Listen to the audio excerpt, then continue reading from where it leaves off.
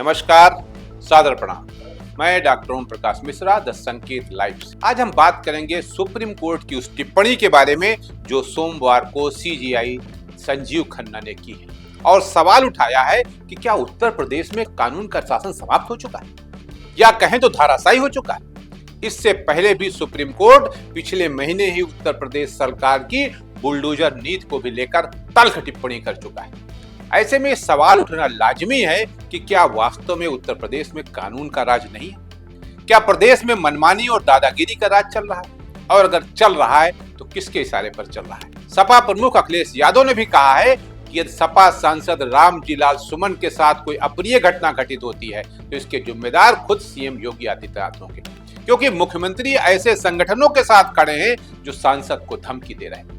उनका इशारा करणी सेना की ओर है जो आए दिन सांसद से निपट लेने की बात कर रही है। रामनवमी के दिन भी एक वीडियो वायरल हुआ है, देख लीजिए आप, जिसमें कुछ बिगड़ैल नौजवान दरगाह या मस्जिद पर खड़े होकर हुड़दंग मचा रहे हैं और जय श्री राम का नारा लगा रहे हैं। यद्यपि द संकेत लाइव उस वीडियो की सत्यता की पुष्टि नहीं करता, फिर भी यह सब ठीक तो बिल्कुल नहीं।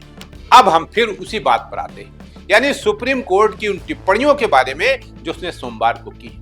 सुप्रीम कोर्ट ने सोमवार को कहा कि यूपी में कानून का शासन यानी रूल ऑफ लॉ पूरी तरह से धराशायी हो चुका है। शीर्ष अदालत ने सिविल मामले को क्रिमिनल केस बनाए जाने पर यह तल्ख टिप्पणी की। चीफ जस्टिस की अगुवाई वाली बेंच ने यूपी के डीजीपी और गौतम बुद्ध नगर जिले के एक थाना प्रभारी को एफिडेविट दाखिल कर बताने को कहा कि सिविल विवाद में आखिर क्यों आपराधिक कानून की प्रक्रिया शुरू की गई। केस की अगली सुनवाई मई में होगी। चीफ जस्टिस संजीव खन्ना ने कहा कि दीवानी यानी सिविल मामले में क्रिमिनल केस बनाया जाना बिल्कुल स्वीकार्य नहीं। वकील ने कहा कि क्रिमिनल केस इसलिए बनाया गया क्योंकि दीवानी विवादों के निपटारे में वक्त ज्यादा लगता है। शीर्ष अदालत ने कहा कि यूपी में जो हो रहा है वो गलत है। हर दीवानी केस को क्रिमिनल केस बदला जा रहा है, ये असंगत है और पैसा न चुकाया जाना कोई क्रिमिनल ऑफेंस नहीं बनता है।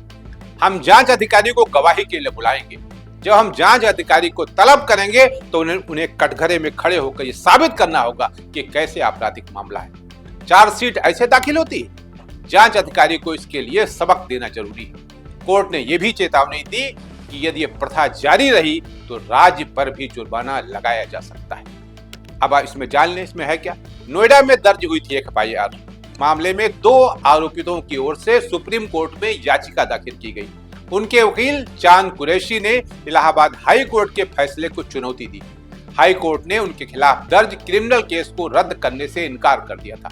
सुप्रीम कोर्ट ने नोएडा स्थित ट्रायल कोर्ट में आवेदकों के खिलाफ चल रही क्रिमिनल केस की कार्यवाही पर रोक लगा दी थी और कहा था चेक बाउंस का केस चलता रहेगा। इन दोनों ही याचिकाओं के खिलाफ आईपीसी की धारा 406 यानी आपराधिक विश्वासघात, 506 आपराधिक धमकी और 120 यानी 120B यानी आपराधिक साजिश के तहत नोएडा में एफआईआर दर्ज की गई। चीफ जस्टिस ने क्या कहा? चीफ जस्टिस ने कहा कि मामला मूल रूप से एक दीवानी लेन देन से जुड़ा। यूपी पुलिस की ओर से इस प्रकार के दीवानी मामलों को आपराधिक रूप देना चिंताजनक प्रवृत्ति है। उन्होंने कहा केवल धनराशि न लौटाने पर क्रिमिनल ऑफेंस नहीं बनता और समन आदेश स्वयं ही कानूनी रूप से गलत था। चीफ जस्टिस खन्ना ने कहा कि हो क्या रहा है यूपी में, हर दिन दीवानी मामले आपराधिक मामले में बदले जा रहे हैं। ये बिल्कुल गलत है। ये कानून का शासन नहीं बल्कि उसका पतन है। सुप्रीम कोर्ट बार बार फटका लगा रहा है, लेकिन सरकार और अधिकारी अपनी ठिठाई छोड़ने को तैयार नहीं। योगी सरकार इससे अपराधियों के खिलाफ हथियार मांगती है, लेकिन सुप्रीम कोर्ट ने इसे कई बार कानून का उल्लंघन करार दिया। अंबेडकर नगर की एक बच्ची से लेकर प्रयागराज के मासूम परिवारों तक ये कहानियां हर बार हमें सोचने पर मजबूर करती है। तो आइए इस पूरे मामले को समझते हैं। 24 मार्च 2025 को उत्तर प्रदेश के अंबेडकर नगर में एक अतिक्रमण विरोधी अभियान चलाया जा रहा था। बुलडोजर झोपड़ियों को ढहा रहा था और इसी बीच एक तस्वीर ने सबको हिला कर रख दिया। एक 8 साल की बच्ची अपनी किताबें लेकर भाग रही थी, जैसे उसका पूरा भविष्य दांव पर हो। ये तस्वीर सोशल मीडिया पर वायरल हुई और सुप्रीम कोर्ट तक पहुंची। जस्टिस उज्जवल भुइयां ने सुनवाई के दौरान कहा, यह दृश्य दिल दहलाने वाला है। एक तरफ बुलडोजर गरीबों के आशाने तोड़ रहा था, दूसरी तरफ एक मासूम अपनी पढ़ाई बचाने के लिए भाग रही थी। क्या यही है हमारा कानून? कोर्ट ने इसे मानवता के खिलाफ बताया और योगी सरकार से सवाल किया कि ऐसी कार्रवाइयों में इंसानियत कहां रह जाती है। अंबेडकर नगर से पहले 2021 में प्रयागराज में भी ऐसा कुछ हुआ था। प्रशासन ने गैंगस्टर अतीक अहमद की संपत्ति समझकर लूकरगंज इलाके में 5 मकान ढहा दिए, लेकिन बाद में पता चला कि एक मकान एक वकील जुल्फिकार हैदर, प्रोफेसर अली अहमद और 3 अन्य लोगों के थे, जिनका अतीक से कोई लेना देना नहीं था। सुप्रीम कोर्ट ने इसे सुनते हुए कहा कि यह अमानवीय और अवैध है। लोगों को घरों को रातों रात तोड़ देना कानून का मजाक है। जस्टिस अभय एस ओका ने सवाल उठाया, नोटिस क्यों नहीं भेजा गया?